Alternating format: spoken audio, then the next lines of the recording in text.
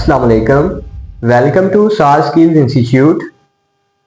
हम carbonyl compounds के reactions discuss कर रहे हैं।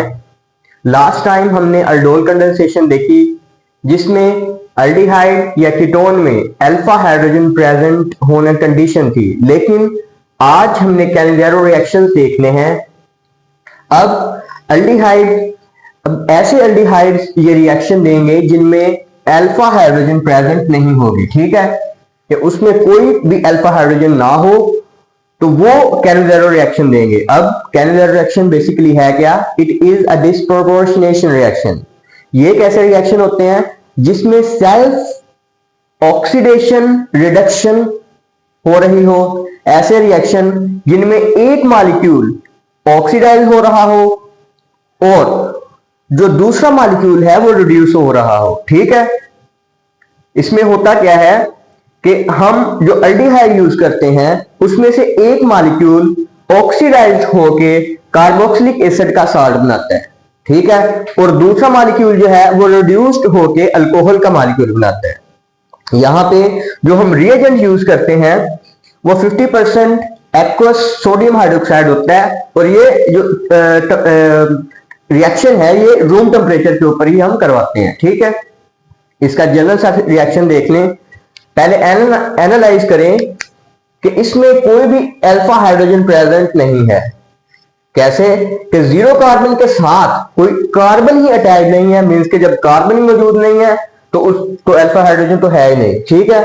तो यहां पर क्या होगा कि हमने दो मॉलिक्यूल फॉर्मल्डिहाइड के यूज किए हैं, इसका NaOH एक्वस के साथ रिएक्शन करवाते हैं तो हमें एक मॉलिक्यूल जो है वो अल्कोहल का मिलता है। मींस कि एक जो मॉलिक्यूल है उसकी रिडक्शन से अल्कोहल मिलती है और एक मॉलिक्यूल ऑक्सीडाइज होकर कार्बोक्सिलिक एसिड का साल्ट देता है, ठीक है।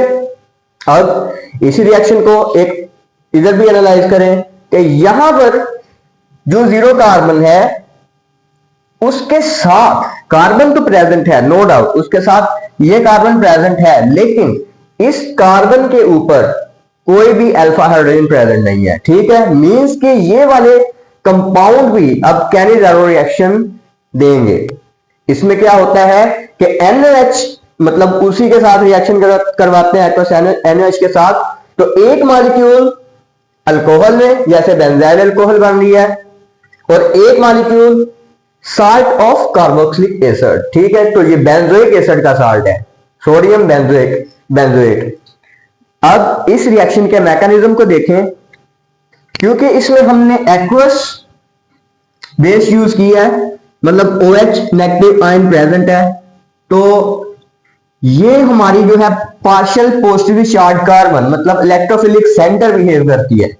ये OH जो है इसके ऊपर अटैक करता है और एक बॉन्ड ऑक्सीजन के ऊपर नेगेटिव फॉर्म की शक्ल में ट्रांसफर हो जाता है। अब मतलब इस कार्बन के साथ दो हाइड्रोजन तो पहले ही अटैच है, एक इसके साथ OH भी आ गया, ठीक है। अब होगा क्या कि ये जो बॉन्ड है ये वापस इधर शिफ्ट होगा और ये इसके रूप में पूरे बॉन्ड को लेके इसके ऊपर रिएक्ट करेगी, ठीक है। मतलब इधर से जो बॉन्ड और साथ में जो ये हाइड्रोजन है ये भी साथ में यहां ट्रांसफर होगा और एक बॉन्ड ऑक्सीजन के ऊपर शिफ्ट हो जाएगा, ठीक है। अब यहां अटैक क्यों हुआ आपको ऑलरेडी नोट कि यहां कार्बन जो है वो पार्शियली पॉजिटिव चार्ज है, ठीक है।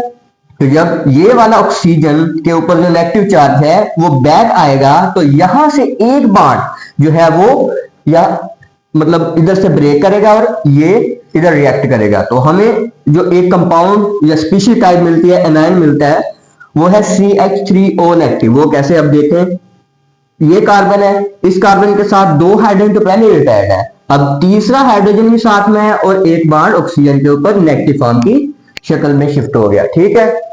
और साथ में हमें फॉर्मिक एसिड मिलता है, मतलब ये जो वाला पार्ट है ये फॉर्मिक एसिड में कन्वर्ट हो जाता है, ठीक है। अब क्या होता है तो ये जो नेगेटिव चार्ज है ये फॉर्मिक एसिड के पार्शियली पॉजिटिव चार्ज प्रोटॉन के ऊपर अटैक करता है, तो यहां से ये इधर अटैक करेगा और यहां हमें एक अल्कोहल का मॉलिक्यूल मिलेगा। हमने बोला था कैनिज़ेरो रिएक्शन में एक मॉलिक्यूल की रिडक्शन होती है, तो यहां पर एक मालिक्यूल जो है वो रिड्यूस होके अल्कोहल में कन्वर्ट हो चुका है, और साथ में ये जो बॉन्ड है ये ऑक्सीजन के ऊपर नेगेटिव चार्ज की शक्ल में ट्रांसफर हो जाएगा। और आखिरी स्टेप है, लास्ट स्टेप है, उसमें NaOH के साथ ये जो हमारी स्पीशी है रिएक्ट करेगी और साल्ट बनाएगी, फॉर्मिक एसिड का साल्ट। तो thank you for watching the video, please subscribe the channel.